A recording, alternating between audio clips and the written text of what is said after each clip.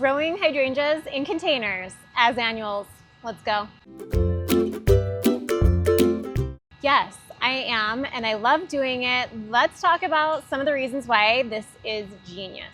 If you've ever walked past those gorgeous Florist Hydrangeas in containers, you're not alone. They're quite the showstopper, aren't they? I have always loved them. If you're not familiar with Florist Hydrangeas, they're the ones that come in these black pots. That one is too well watered. Can't pick it up. Here we go. And the Florist Hydrangeas are a little bit different for here in Utah. My 7A climate is a little tricky with hydrangeas. And sometimes people will think too bad hydrangeas don't thrive and they're not going to rebloom and come back again. But here's the thing. I intentionally grow non-cold hardy hydrangeas like these beautiful hydrangea macrophyllas behind me. I like growing them as annuals. I'm going to be honest with you.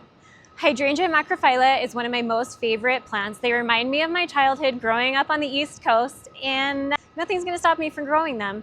I actually love having them as an annual. I don't have to overwinter them. I don't have to prune them again. Here's the top reasons why they are my favorites. Number one, you get a lot of drama immediately when you plant these. They come lush, they come large, they are dramatic.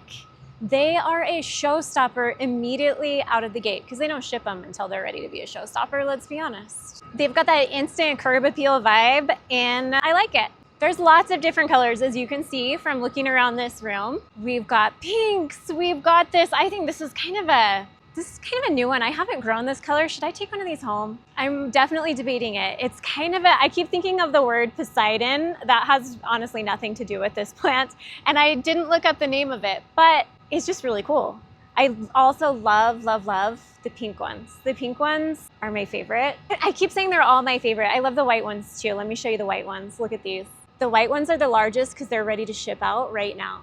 Let's go a little closer. It's staked in. Hang on. It's staked in twice.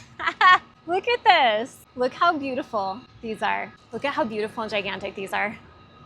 That's one plant. One plant. I just love growing hydrangeas in containers. And this isn't even the biggest one. Let's talk about the colors on these. Now, these are the dreamy pink to blue macrophylla that you can find and you can change here in Utah the colors on these. But the thing is, in Utah, even our water is alkaline, so you're gonna have to change the water and the soil. That's the reason some people grow them in containers to get this beautiful, beautiful blue shades that you can see. We need to go look at those. I'm distracted, they're just so pretty. But if you're gonna do that, you need to change the water and the soil because I can tell you from personal experience, when you take this home, you have this beautiful bluish purpley color. You start watering it with our alkaline water and it is going to turn a beautiful pinky purple shade, which I absolutely love personally. But if you're trying to keep it blue, I don't know, maybe buy filtered water, change your alkalinity. I haven't looked into that, to be quite honest. But you can see one over there is a little bit more pinky purpley of a blue than the others. But that's something to keep in mind if you're trying to get that Nantucket shade of blue. It might be a little more work than what you're expecting. Now let's talk about design for a second. You know that saying, thriller, filler, spiller? This is what I actually love to use as my thriller. I'm not gonna complain about a spike. I love a good spike too. But this is where it's at for me. Because instead of just a thin spike, you get these big, beautiful blooms. They're huge. You can see them from a mile away, I'm sure, at least a mile away. But the base of the plant is still small enough that you can plant a lot of things around it. And this one's not even ready to ship yet. But look how much smaller the base is for a typical plant. It's like those white ones I was just showing you. Skip the spike and go for a hydrangea. Give it a try. See how the shape of this little tiny little pot and the giant plant is gonna give you all kinds of space in your planter to add beautiful annuals in the corners. So the ones I did last year, I planted in square planters, Mayne planters. I'll link them. You know I love them if you've ever met me. I was just telling some friends here at the greenhouse, I was telling Mason, you gotta get a Mayne planter, it's the best. And that's my other secret on how I keep mine looking amazing. First is you gotta get a good healthy plant though.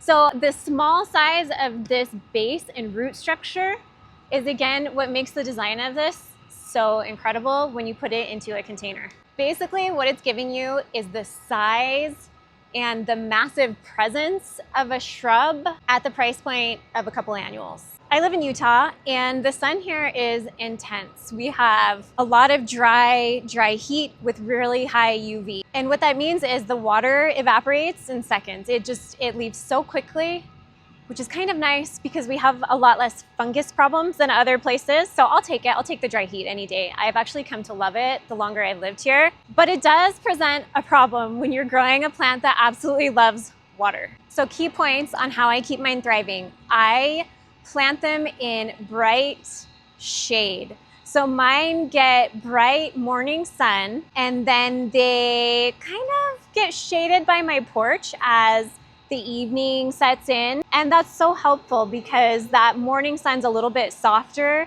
than the evening sun.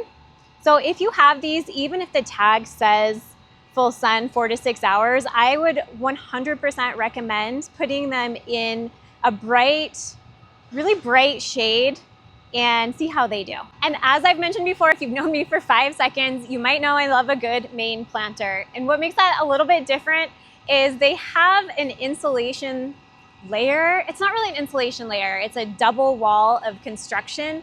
And that helps keep the heat away, in my opinion. I am not a scientist, Mayne never told me any of this, but having the reservoir for all of your water is so helpful here in the desert that anytime someone tells me their planters are struggling, I'll say, okay, you need to go and get a bigger planter and it needs to be a Mayne planter. Even if you're watering a smaller pot every single day, it's not going to thrive nearly as well as if you just get a self-watering planter. A self-watering planter is gonna have a little bit more soil mass around the roots of your plants, and that's just gonna help keep them from drying up into a horrible ball that's all hydrophobic, and every time you water your plant, the water's just running off the side, so you think that you've watered your plant a ton and you've done absolutely nothing because all the water is just running off the sides of your plant because your plant root ball has shrunk up and then you put water on and it just rolls right off the side. I know this has happened, come on, you know it has. And I basically treat mine just like any other summer annual. You wanna make sure that you're feeding them. Here in the greenhouses, they are feeding them everything that they want all of the time. So as soon as you take them home and you stop feeding them, you stop watering them, they're not gonna thrive, let's be honest. I'll link below to what I use. I like something that's a fairly acidic food, but you're welcome to use organic or synthetic. Synthetic is gonna work a little bit faster than an organic fertilizer, but I'll link both so you can see which one works the best for you. I treat them like any other annual. Water them, love them, and then compost them when they're done at the end of the season. One of the other things I really love about these is that they will take you through the entire season. Mine, I planted before Mother's Day last year, and I kept them in the pots almost until Christmas here in Utah. I can't. How do you not love these? They're just incredible. A lot of people would say you need to plant these with shade-tolerant flowers, but I found they actually go just fine with a lot of my summer plants, like the petunias I love to grow, and basically anything I've ever tried has been okay with these. Tell me what your experiences are. So if you've been debating if you should pick some of these up and try growing them in containers as annuals, I say 100% yes. Definitely worth it. Give it a try. Let me know how they do for you. I would love to hear, did you leave already? Because I haven't. And I want to sneak you over to this greenhouse and show you something else really cool. Let's go over there. These are the Haba hanging hydrangeas. Very carefully. Maybe. Oh my gosh, I did it. I think I'm stuck. It's a heavy hydrangea. If you love hydrangeas, you're gonna love the Haba hydrangea. Look at this. What? It's in a hanging basket and it weighs a million bajillion pounds. Look how big that thing is. They are massive and they have the most beautiful double blooms on them. And they're kind of a cascading hanging hydrangea. They have white ones and pink ones in this greenhouse. Look at all the beautiful pink ones. Let me go grab one and show you. I pulled this one down just a second ago and it was quite the workout. Look at the beautiful colors. The pink one has this crazy, the white one actually has it too, but the pink one has this crazy transition from kind of a yellowy greenish color into the pink, and it's stunning. I'm excited to try growing these. I'm about 2 inches too short for this. Think tall thoughts. I really want that one. Definitely too short to get that. All right, we're gonna go for this guy. I did it. So heavy. Let's see if I can hold one of each. I don't think I actually can. Maybe I can. There's the pink one. There's the white one. I'll have more on these really fun cascading hydrangeas soon. You can see they kind of drape over the sides of the basket here, shows it a little bit better. I think they'll be really fun to put in a planter and have them drape down the sides, or I might even plant these up in my hanging baskets this year. Only time will tell. We will see. Should I do a whole video on this? I think maybe I should. So if you've been thinking about growing these beauties, I would say go for it. 100% yes from me. Give it a try. Let me know how it works out for you. Make sure you follow and subscribe, especially if you are also here in Utah. And I will talk to you soon. Oh, this one's pretty. They're all so pretty. I have a hard time deciding.